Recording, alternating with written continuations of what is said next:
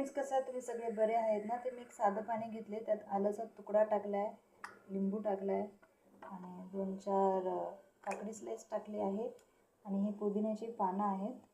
हे देखील आपण स्वच्छ धुवून त्याच्यामध्ये टाकायचे आहे आणि आपल्याला 1 दिवस हे सगळं द्रावण जे आहे घटक मिश्रित फ्रीजमध्ये ठेवून द्यायचे आणि दुसऱ्या दिवशी आपल्याला हे मिक्सरला वाटून त्याचा ज्यूस प्यायचा आहे. हे कशासाठी आहे तर आपले जे फॅट्स असतात शरीरामध्ये, चरबी, ते कमी करण्यासाठी हे ज्यूस आहे. सर्व मिक्सरला वाटून घेतल्यानंतर म्हणजे 1 दिवस ते पाणी तसंच ठेवायचं, पूर्ण अर्क उतरू द्यायचा. त्याच्यानंतर ते मिक्सरला वाटून घ्यायचं आणि मग नंतर थोडं थोडं पाण्यामध्ये टाकून ते प्यायचं. पोटातली चरबी, शरीरातली चरबी, फॅट्स ते गायब करण्यासाठी हे फार उपयोगी आहे.